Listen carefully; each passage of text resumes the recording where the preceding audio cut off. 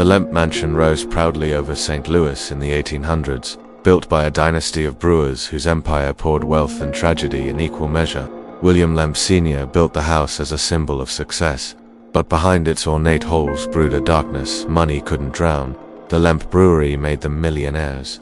Their beer flowed across America, yet the family itself was poisoned by grief, scandal, and despair. It began when Frederick Lemp, William's favorite son, fell ill and died young. The patriarch never recovered from the loss. Guests said William roamed the mansion halls at night, calling his son's name into the echoing corridors in 1904.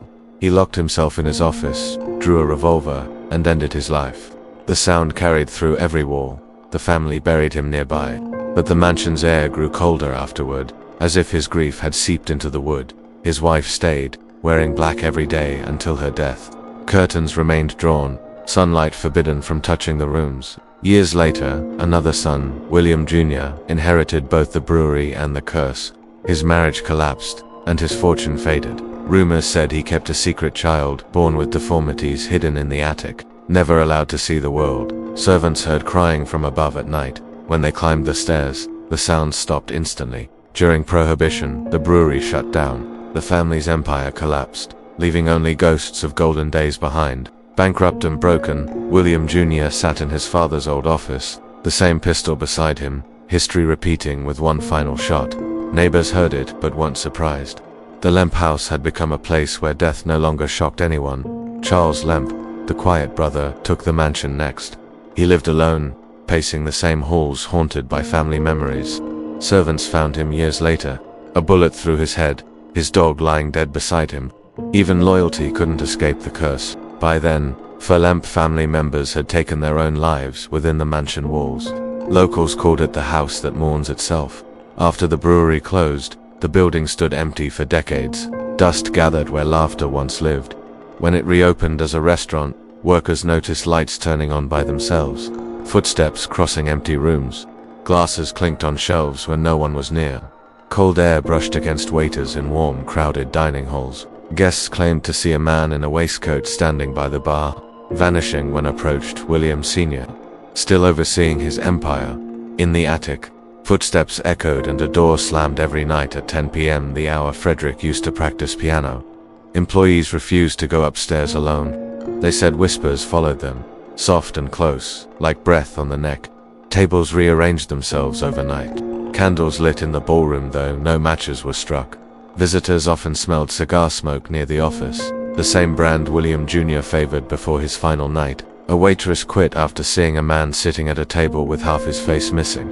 When she looked again, he was gone. Phones rang with no one on the other end. Static carried faint voices, mumbling family names. The dog's ghost still barks sometimes in the courtyard. Locals leave treats near the gate out of respect. A mirror cracked in the dining room one winter night. It split directly down the middle during a toast to the Lemps. Psychics visiting the mansion claim its walls hum with energy, a mixture of sorrow, regret, and unfinished goodbyes. They describe a cold spot near the staircase landing, where each family member once paused before ending their life. Guests who stand there too long feel dizzy, overwhelmed by sudden sadness they can't explain. The restaurant owners tried blessings, prayers, even exorcisms. None silenced the voices calling from the upper floors. One night, the chandeliers began to sway.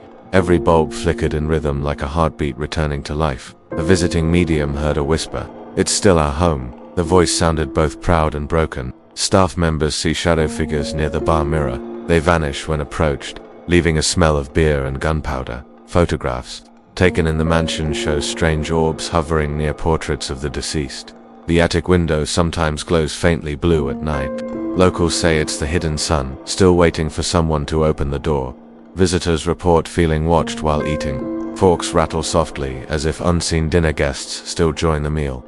A man once fainted during a tour after hearing a voice whisper his name, a name only his grandmother used. Doors unlock themselves, then slam shut so hard the floor vibrates. The building seems alive, restless, aware. One chef claims his knives rearrange overnight. They always point toward the basement stairs. Down below, cold air seeps from the brewery tunnels connecting to the Mississippi River, once used to ship beer, now carrying whispers. Some nights the old delivery bells ring on their own. Patrons hear footsteps following the sound, but find nothing. Glasses shattered during private dinners. Guests mistake it for theatrics until they see no one near the table. Tour guides tell of laughter echoing through empty halls. Deep and hearty, the ghost of success mocking its fall. A family portrait in the entryway occasionally shifts. The eyes seem to follow each visitor separately. The mansion's lights often flicker in patterns resembling Morse code. Experts tried decoding the message spelled stay. A waiter once heard a gunshot from the office when he ran inside. The smell of burnt powder hung thick, but no weapon lay there. Guests seated near the fireplace feel sudden chills, even when flames burn bright. Some claim to see faces in the smoke. Historians call the Lemp's curse by success, a dynasty consumed by pressure, loss, and pride turned poison. Each suicide mirrored the last, the same room, the same despair, the same sense that something unseen demanded it. Psychics believe the house absorbs emotion like stone soaks rain. It remembers every scream, every sigh. Staff leave lights on overnight. They say darkness gives the mansion power and they'd rather not feed it. Guests dining late sometimes see a man raise his glass across the room. When they blink, he's gone, but the chair still rocks. Waiters hear their names whispered from behind. When they turn, they face only their own reflection in the window. In the upper bedrooms, doors creak softly open and close like polite ghosts still minding manners. A guest captured a photograph of a woman in black descending the staircase. Her face blurred into smoke halfway down. Employees say laughter erupts from empty banquet halls, joyous yet hollow, fading before the punchline arrives. Even skeptics leave uneasy. The mansion's air feels thick, charged, like stepping into a memory that refuses to fade. A bride once fainted in the hallway after seeing a man in old-fashioned clothing standing at the top of the stairs, silently watching her descend. One server reported hearing a piano play softly in the dead of night. There is no piano in the building anymore. The kitchen freezer doors slam by themselves. Meat orders are sometimes rearranged in perfect rows. No one admits touching them. Guests hear pacing in the guest rooms above them, even when those rooms are locked and unoccupied. Psychics claim a presence lingers in the office, sharp, commanding, male. He doesn't like being watched. Glassware sometimes explodes during toasts. No one is injured, but the air afterward feels angry, like a celebration was interrupted. Tour groups often feel cold spots hover at shoulder height, then vanish as quickly as they came, like someone brushing past. A bartender quit after seeing a face behind him in the mirror, a reflection that didn't move with him. Cameras malfunction near the red room, batteries drain instantly. Photos come back distorted, faces smudged, eyes glowing. Lights above table 7 flicker exactly 5 times every night at 9:13 p.m. No electrician has found the cause. A woman once saw a shadow figure crawl along the ceiling, spider-like and fast. She refused to return after that. One manager claimed to see Charles Lemp walking down the corridor with his dog, both translucent and silent. Wine bottles have been found standing upright in strange places, once in a bathroom sink, once in the fireplace. The attic door locks and unlocks by itself. Some say the boy still lives there, waiting to be let out. One guest awoke to see a woman sitting at the foot of her bed, brushing her hair slowly in the dark. Employees report sudden headaches in the bar area. Some faint without warning. Others hear bells ringing underwater. Tourists take photos near the brewery tunnels, and later find unfamiliar figures in the frame, blurred men in brewers' uniforms. On stormy nights, people hear knocks in threes on the walls, always in threes, always unanswered. The mansion once hosted a sickness. The medium collapsed mid-session and screamed, "They're all still here." EVP devices have recorded voices saying, "Father," "empty," and again, repeated softly in overlapping whispers. The mansion's old dumbwaiter operates by itself. Sometimes it rises carrying nothing, other times it lowers with the smell of old beer. The restaurant's clock above the bar is always 5 minutes slow. Even when reset, it returns to that exact time. Guests have reported the smell of blood in the hallway outside Charles's room. Metallic, fresh, inexplicable. A former chef said he once turned to speak to a coworker and saw a headless man watching from the pantry. An investigator asked, "Who's here with us?" and got a chilling response through the spirit box. All of them, paintings tilt slightly overnight. Even after being corrected, they always lean the same way by morning. Laughter echoes from the ballroom long after closing hours. Sometimes it's joyful, other times it turns into screaming.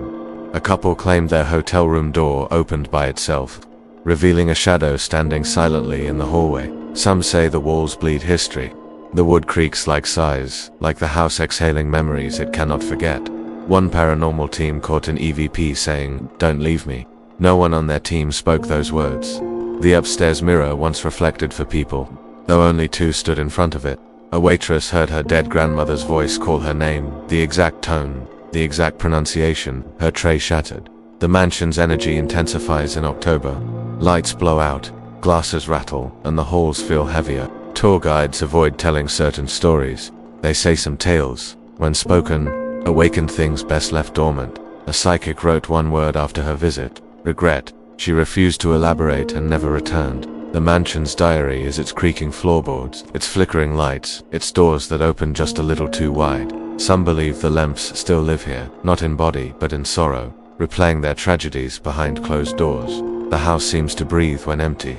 It contracts and groans as if trying to remember what it once was. Those who stay overnight speak of dreams filled with fire, gunshots, and names they've never heard before. And so the Lemp Mansion stands a monument not to wealth or beer, but to the echoes of a cursed legacy that refuses to die.